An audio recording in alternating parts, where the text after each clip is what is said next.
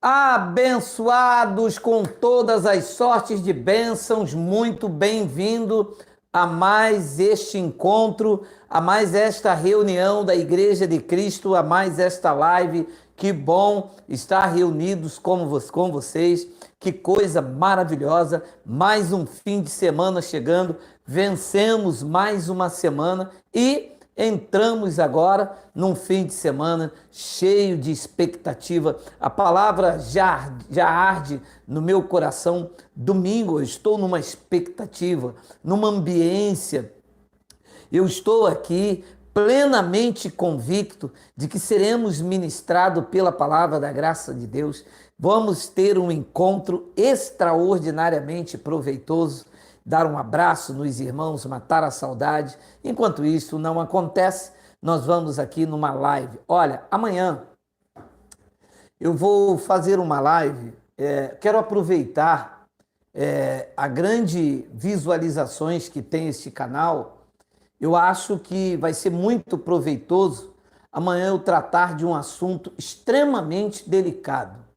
Amanhã, sábado, nós vamos entrar ao vivo e eu quero tratar de um assunto muito delicado. Eu tenho visto algumas situações e eu preciso tratar disso com temor, com sabedoria, tratar com propriedade, mostrar nas epístolas de Paulo, mostrar nas epístolas escritas no nosso coração uma situação que eu estou vendo que está fora de controle, mas amanhã nós vamos cuidar disso. Pois bem, eu não vou me ater muito, eu sempre falo isso. Hoje realmente foi um dia muito cheio.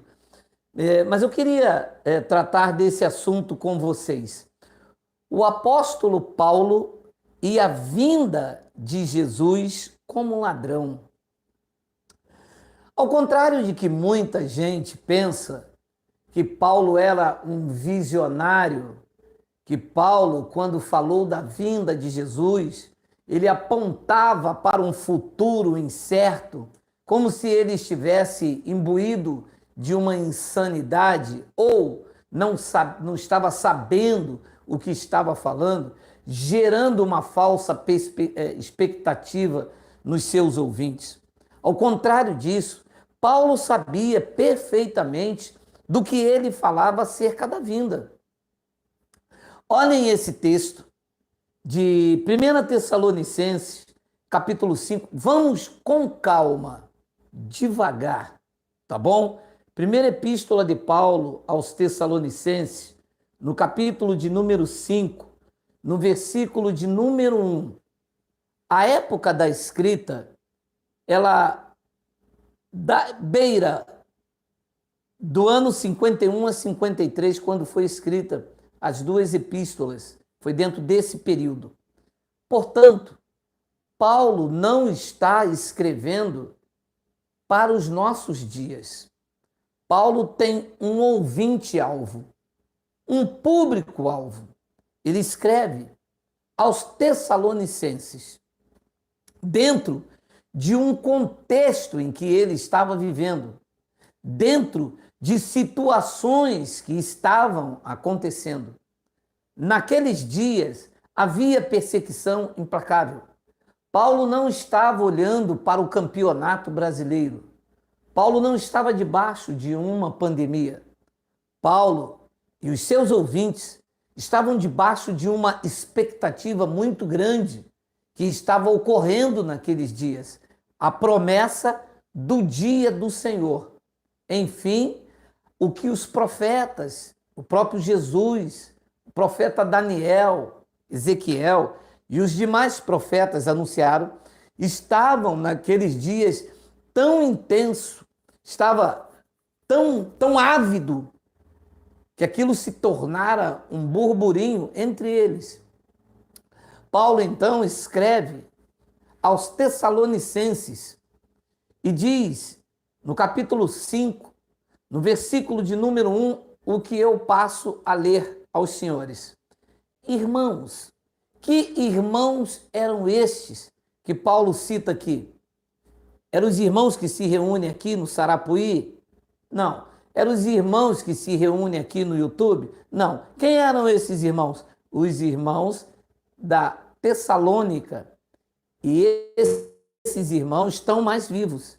Esses irmãos viveram no primeiro século da era cristã, precisamente o momento da escrita é o ano 51 a 53. Paulo disse, relativamente aos tempos e a épocas, não há necessidade que eu vos escreva. Então, no que se dizia respeito ao tempo e à época, e ele se refere à vinda do Senhor, você vai ler no texto, no contexto, não havia uma necessidade de Paulo escrever sobre isso a eles, muito menos a nós. Paulo não está vivo. Versículo de número 2. Pois vós mesmos, aqui está a chave de uma interpretação fidedigna, de algo puro, cristalino, sem manobra, sem futurizar, sem tirar e nem pôr. Paulo disse, vós mesmos, os tessalonicenses, estáis inteirados com precisão que o dia do Senhor vem. Vem, não é virá no futuro incerto. Vem, está chegando. Vem como ladrão da noite. Pare, reflita, medite e analise. Significa que os irmãos em Tessalonicenses, no ano 51 a 53, no que dizia respeito à vinda do Senhor, eles estavam inteirados com precisão. Ora, se a vinda do Senhor não fosse para aquela época, não fosse para aquele contexto, não fosse para aquele aion, para aquela geneia, se não fosse para aqueles dias, de que necessidade haveria os irmãos estarem inteirados com tanta precisão que aquele dia seria rápido, estava por acontecer? Vem como um ladrão da noite. Ora, a pergunta que eu fiz a mim mesmo, que precisão era esta? De onde que eles se inteiraram? Como é que eles souberam que o dia do Senhor vem, não virá, vem, como um ladrão da noite? Aonde que eles foram tão precisos? Que convicção eram esta? De onde eles tiraram esta inteireza?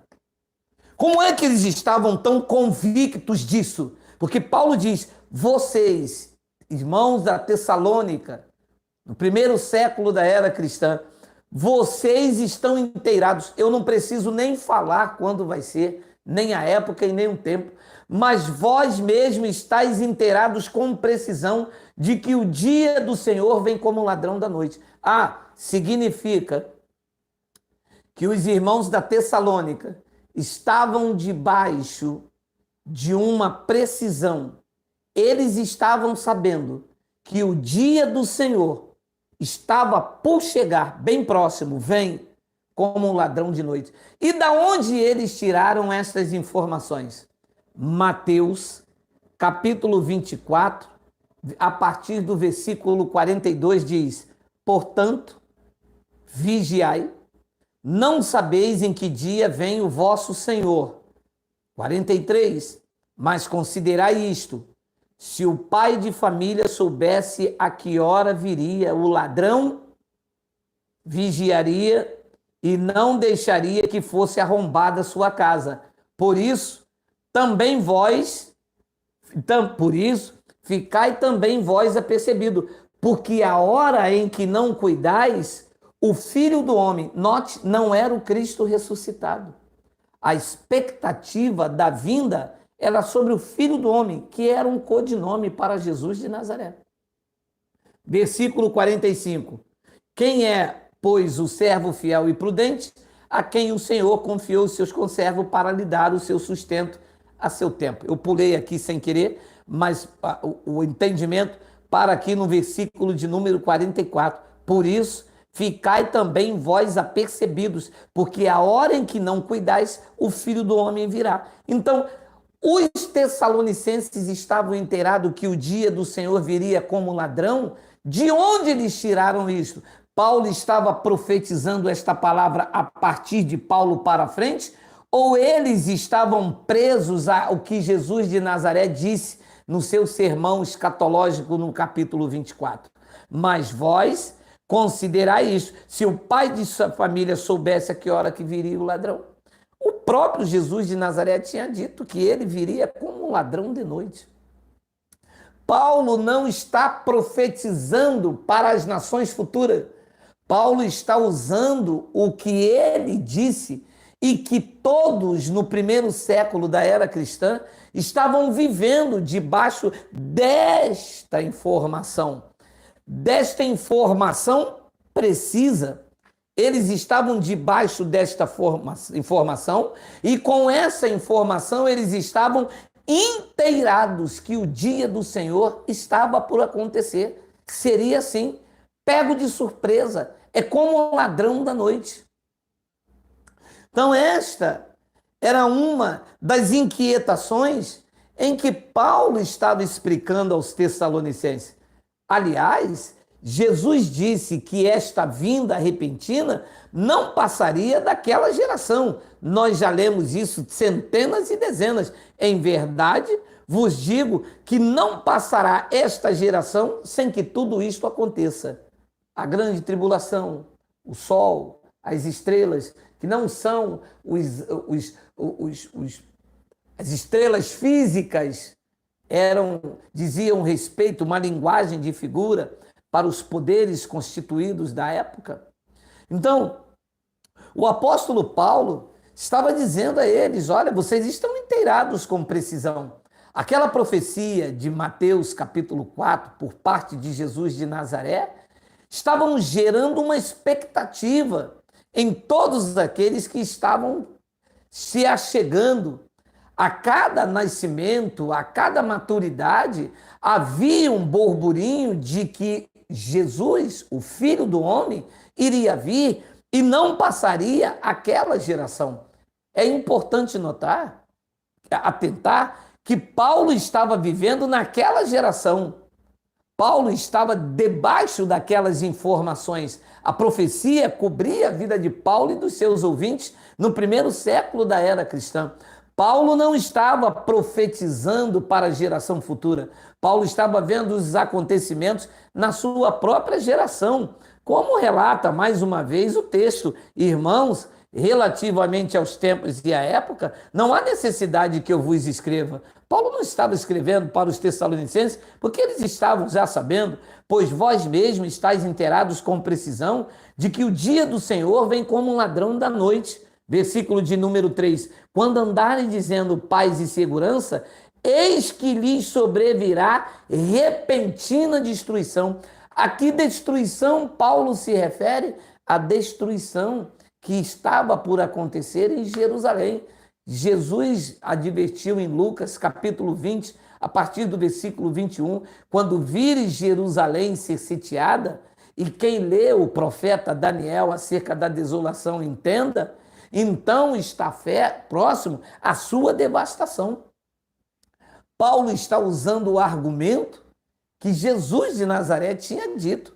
Quando andarem dizendo paz e segurança, eis que lhe sobrevirá repentina destruição. Como vêm as dores de parto, aqui está para dar a luz, e de nenhum modo escaparão. Mas vós, irmãos, Paulo aponta para quem? Paulo aponta para a igreja atual, que é a esposa adornada da Nova Jerusalém. Paulo está apontando para nós, aqui no Brasil, passando por esse processo, ou Paulo está liberando, falando, instruindo, assegurando da veracidade de um fato que está próximo na vida dele e na vida dos seus ouvintes? Então Paulo diz, mas vós, irmãos. Ele não está dizendo, mas aqueles futuros irmãos. Ele diz, mas vós, irmãos, não estáis em trevas, para que esse dia, como ladrão, vos apanhe de surpresa. Ora, Se aquele acontecimento da vinda, que seria como ladrão, não fosse para aqueles dias, por que é que Paulo estava tranquilizando o coração deles? Se não fosse para aqueles dias, Paulo iria dizer: podem ficar tranquilos, não é para os nossos dias, isso é num futuro muito incerto, o Senhor me garantiu. Não, Paulo estava convicto, Paulo não estava delirando, Paulo não estava ali lançando uma falsa esperança, dizendo para os irmãos da sua época se tranquilizarem. Se como que Paulo estaria gerando uma falsa expectativa se fosse para agora? Se Paulo sabia perfeitamente que o que estava acontecendo eram as profecias, eram as 70 semanas de Daniel se fechando, era o que Jesus de Nazaré disse: Jerusalém está sitiada. Paulo está olhando ao redor, está vendo tudo acontecendo, as perseguições. Paulo está vendo os soldados romanos, está vendo a sua vida, si mesmo, sendo ameaçada. Ele disse há anos mais à frente a Timóteo: eu combati o bom combate, já agora a coroa da justiça já está me reservada pelo reto juiz. O juiz estava por julgar e julgou em 70 DC. Se não fosse para aqueles dias, como que se iria gerar uma falsa esperança? Ele disse: mas vós, irmãos, não estáis em trevas, para que esse dia, como ladrão, vos apanhe de surpresa. Versículo de número 5. Porquanto vós todos sois filhos da luz e filhos de dia. Nós não somos da noite e nem das trevas. Assim, pois, não durmamos como os demais. Pelo contrário, vigiemos e sejamos sóbrios. Ora, os que dormem, dormem de noite. E os que se embriagam, é de noite que se embriagam. 8. Nós, porém, que somos do dia, sejamos sóbrios, revestindo-nos da couraça da fé e do amor, tomando por capacete a esperança da salvação. Porque Deus não nos destinou para a ira, mas para alcançar a salvação. Segura aqui. Para alcançar? Por quê? Não tinham alcançado ainda? Os tessalonicenses não estavam salvos? Paulo também não estava salvos? Não. Paulo e os irmãos de Tessalonicense esperavam uma salvação que nós não esperamos. Já temos. Paulo e os irmãos de Tessalônica não estavam esperando a salvação eterna. Todos os espíritos já vieram com a salvação eterna. Lembre-se, nós somos espíritos revestidos de carne. O espírito sempre foi eterno. O que veio se salvar foi um plano e um propósito bem elaborado, segundo o beneplácito da sua vontade. A salvação a ser alcançada aqui, do grego sotéria, o resgate da sua propriedade. Ele veio remir, veio buscar, ele veio resgatar. O Hades, a morte, retinha os corpos no túmulo e o último inimigo a ser vencido seria a morte. Paulo disse: porque Deus não nos destinou para a ira. Os destinados para a ira eram os filhos da perdição, que teriam também a sua sentença promulgada. Paulo disse: porque Deus não nos destinou para a ira, mas para alcançar. Então veja, no juízo, na vinda como ladrão, haveria várias situações acontecendo. Os irmãos da Tessalônica e do primeiro século da era cristã alcançariam a salvação. E é por isso que nós falamos: se Jesus não veio ainda, se esse dia ainda não chegou, ninguém alcançou a salvação ainda. Ou seja, aquela frase usada por alguns irmãos de que salvo sempre salvo, cai por terra, porque Paulo diz que ainda iriam alcançar a salvação. Esta era a salvação que os irmãos no primeiro século da era cristã estavam nesta ardente expectativa. A redenção do corpo, a transformação do corpo, aquele estágio de humilhação, aquele corpo de humilhação iria passar por um processo, iria receber um corpo glorificado. Foi o que aconteceu com a vinda. Paulo disse, porque Deus não nos destinou para a ira, mas para alcançar. E alcançaram. Este foi um dos grandes benefícios da vinda. Esses irmãos, eles dormiam, era um termo usado para quem vivia antes de 70. Os irmãos dormiam no Senhor. Era uma expressão para aqueles dias. Os espíritos não dormem mais. Por causa da bendita vinda, o espírito agora, quando tu tombas aqui, há corpo natural e há corpo espiritual. Quando este tabernáculo terrestre se desfaz, e a alma junto, a alma existe enquanto corpo, o corpo tomba, acaba o desejo. Ora, o morto tem fome? Não. E a fome é o quê? A alma. Ora, o morto sorri? Não. Sorrir é o quê? É um atributo da alma. Então a alma existe enquanto corpo. Quando o corpo tomba, a alma acaba.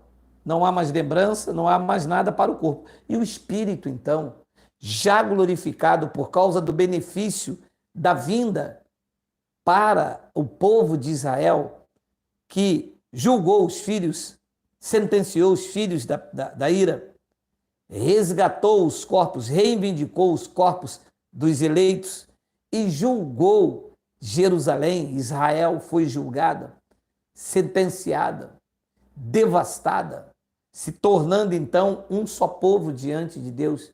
Nós somos casa espiritual, nós somos pedras que vivem. Deixe eu pegar aqui um gancho. O templo, quando caiu, que era feito de pedras por escravos, construído com a sua suntuosidade, e era lá para os judeus que Deus habitava, eles iam de longe oferecer o seu culto.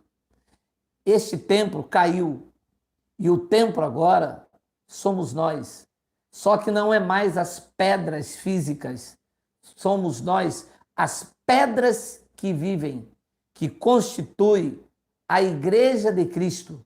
Você se tornou, por causa deste evento bendito em 70 DC, se tornou de fato, de verdade, casa espiritual, onde Deus ministra, onde Deus habita, onde os benefícios da graça de Cristo se manifesta na sua vida poderosamente.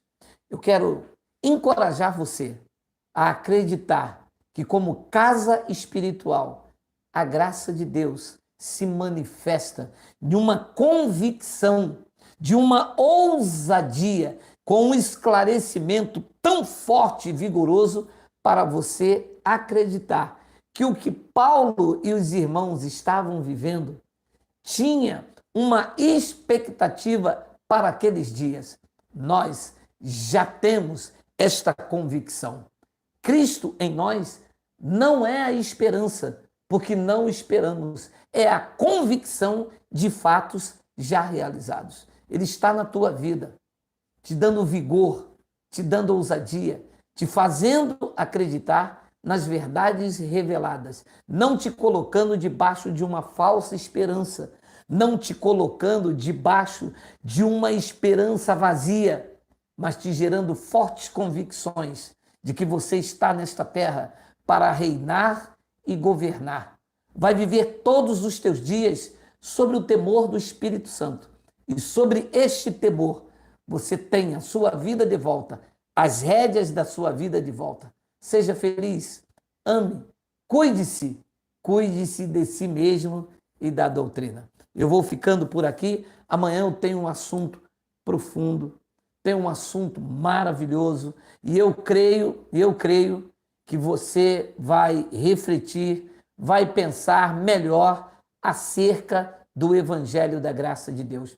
Quero louvar a Deus por você ser o meu companheiro todos os dias, às 5h20 da manhã. Amanhã não temos nenhuma programação pela parte da manhã, mas vamos ouvir alguns testemunhos e amanhã, 8 da noite, nós temos aí uma fala muito importante. Fica aqui o meu abraço, o meu carinho, melhor noite, graça e paz. Até amanhã, querendo o Pai.